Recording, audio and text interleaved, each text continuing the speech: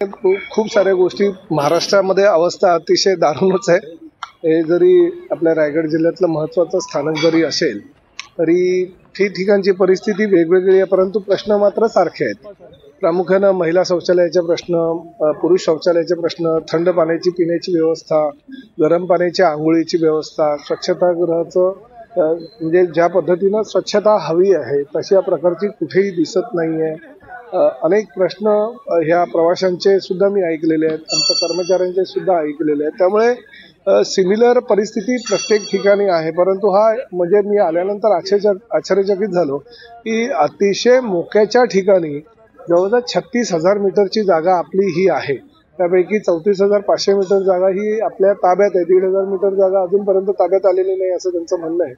आणि बीओटी तत्वावर हे जे एसटी स्थानक आहे ते दिलेलं आहे ठेकेदाराला, परंतु त्या बाबतीत जी माहिती मी आता घेतोय, परंतु UDCPRचा जो नियम आला हे आता वर्षभरापूर्वी जे मुख्यमंत्री एकनाथ शिंदे साहेबांनी नगरविकास मंत्री त्यांच्याकडे ती जबाबदारी होती, त्यामुळे UDCPRच्या तरतुदीनुसार प्रत्येक मोकळ्या भूखंडावर अतिशय चांगल्या प्रकारचा FSI म्हणजे काही ठिकाणी तर बिल्डर तो वापरू शकत नाही एवढा FSI दिला जातो।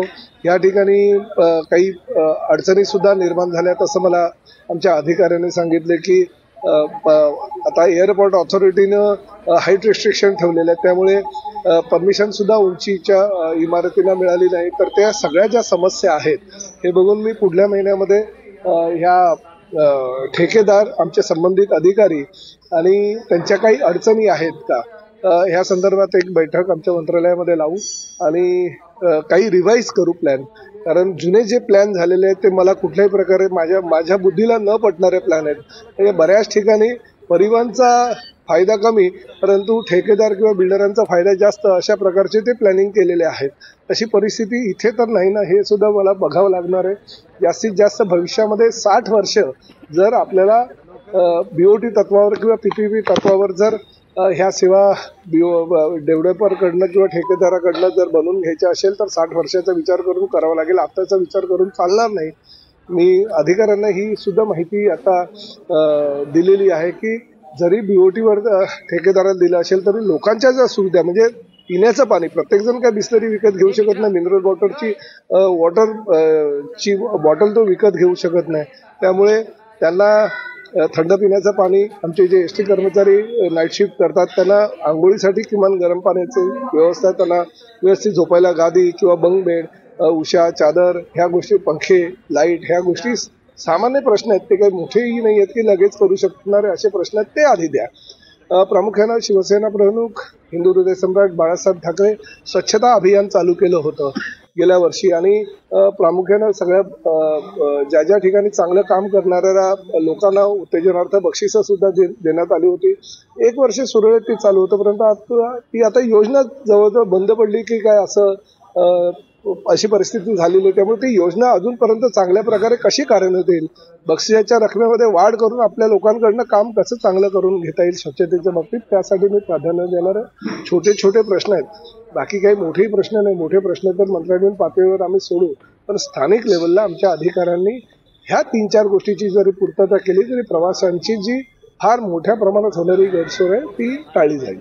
सर, तुम्ही आज येणार आहे हे समजल्यानंतर पूर्वतयारी चालू झाली, चांगलं वाटलं प्रवाशांना सुद्धा, एक दिवसाचा का होईना? नाही, पण काय आमच्या पक्षाचे प्रमुख आणि उपमुख्यमंत्री एकनाथ शिंदे साहेबांनी जेव्हा मी ठाण्याच्या खोपट आगाराची पाहणी केली त्याच वेळेस त्यांनी माझं कौतुक करून मला सांगितलं की आपल्याला फक्त ठाण्याचं बघायचं नाही, आपल्याला पूर्ण राज्याकडे लक्ष द्यायचं आहे आणि तुम्ही दर आठवड्याला 15 दिवसातनं एकेका आगाराला भेट द्या। मी आज आता दुसऱ्या बसनीच एसटीने प्रवास करून खोपोली आगाराला पण भेट देणार आहे। तर आज ते 2 ते 3 आगार घेणार आहे मी आणि प्रत्येक ठिकाणी राज्यातल्या विविध जिल्ह्यामध्ये जाऊन त्यांचे काय प्रश्न, त्यांच्या काय समस्या आहे ते सोडवण्याला प्राधान्य देणार आहे। एकनाथ शिंदे साहेबांनी सांगितलं की ज्या काही सुविधा आपल्याला हव्या आहेत त्या सुविधा आपण एकत्रितपणे सगळ्या आगारांचा विचार करून काय भविष्यातील योजना ह्या आखता येईल आणि प्रवाशांना कशा सुविधा देता येईल।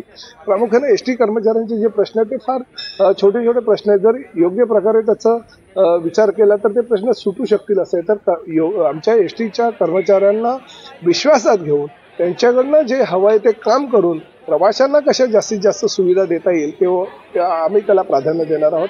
ही जबाबदारी माझ्यावर देवेंद्र फडणवीस आणि एकनाथ शिंदे साहेबांनी टाकलेली आहे. मला वेळ पण आहे आणि अतिशय चांगलं खातं आहे. काम करण्यासारखी संधी या खात्यामध्ये आहे आणि त्यामुळे ह्या खात्याला काहीतरी वेगळं करण्याचा प्रयत्न किंवा या खात्याचं रूप पालटवण्याचा प्रयत्न निश्चितपणे प्रताप सरनाईकच्या माध्यमातून केला जाईल. नाही हो, माझी पण फार मोठी 2 कोटीची गाडी आहे, पण ती मागे ठेवणार आहे मी डिझेल जळजळ. परंतु मी आपल्या लालपरीतनं जाणार आणि लालपरीमध्ये प्रवास करत असताना सर्वसामान्य प्रवाशांना काय संकटांना सामोरं जावं लागतं, त्यांच्या काय समस्या आहे, त्या समस्या मी सोडवूनच ह्या ठिकाणावर परत जाणार आहे. मागच्या भेटीला तुम्ही समाधान आहात? नाही, एवढ्या लवकर समाधान नाही. मला अजूनही तुमचं उत्तर काय राहील? नाही, मी बिलकुल समाधानी नाही. प्रामुख्यानं फक्त ह्या आगाराबद्दल नाही तर महाराष्ट्रातल्या कुठल्याच आगाराबद्दल मी समाधानी नाही.